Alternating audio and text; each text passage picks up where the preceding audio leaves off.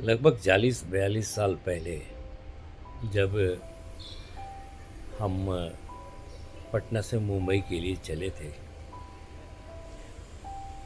तो पहला मौका था जब हम अपने माता पिता से इतनी दूर जा रहे थे। मुझे याद आता है कि बाबूजी ने कहा था कि संभाल के जाना, ट्रेन से कभी स्टेशन पर कोई भी दूसरे स्टेशन पर मत उतरना, ट्रेन में कोई खाने को दे अनजान आदमी तो मत खाना।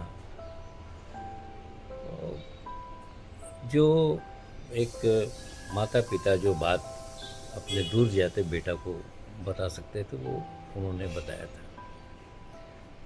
तब मुझे कुछ अच्छा लगा था मुझे।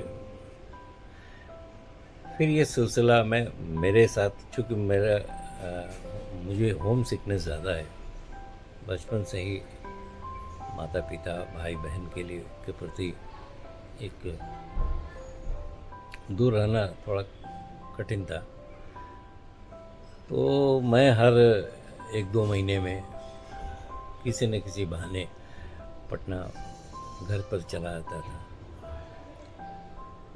फिर कुछ दिन रहने के बाद जब वापस मुंबई के लिए चलता तो फिर पिताजी वही बात बताते कि स्टेशन पर मत उतरना, किसी अनजान आदमी से कुछ खाने को मत लेना, मुंबई में रहना तो तब बॉम्बे बोलते थे, बॉम्बे में रहना, संभाल के रहना, बहुत बिजी सिटी है, वहाँ पर दुर्घटनाएं बहुत होती हैं। तो तब मैं सोचा कि बाबूजी इतना क्यों समझा रहे हैं, क्योंकि मैं एक बार जाके आ चुका था।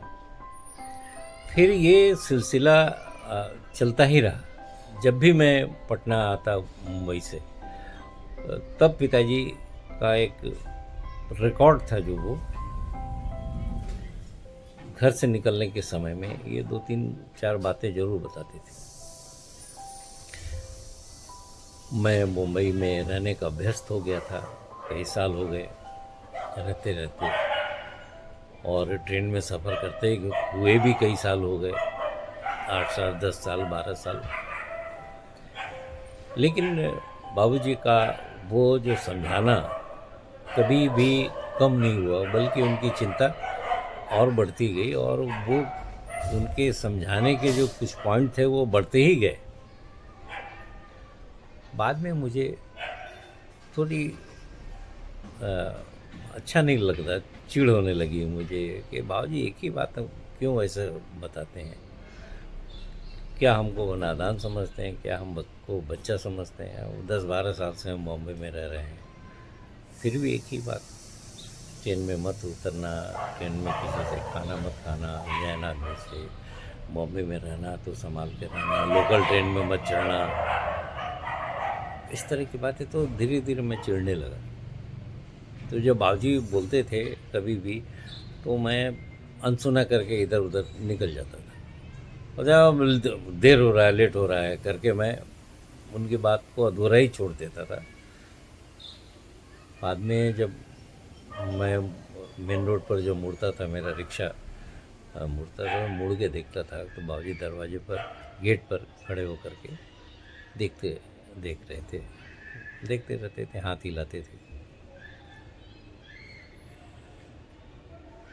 अब बाबूजी नहीं है,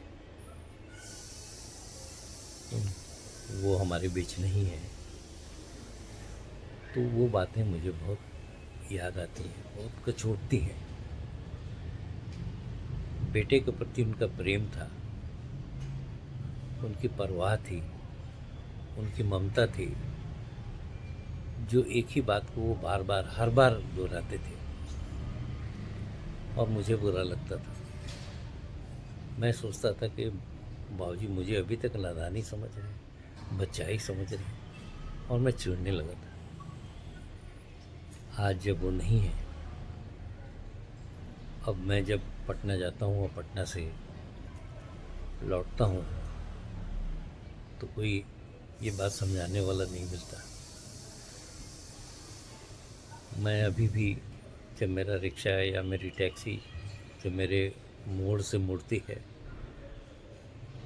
तो मैं मुड़ कर देखता हूँ, वहाँ बाबूजी नहीं होते हैं। वो बातें मुझे आज बहुत कचोटती हैं। ऐसा लगता है कि मैंने उनसे उन पर चिढ़ कर कि मैंने बड़ा पाप कर दिया। ऐसा नहीं करना चाहिए।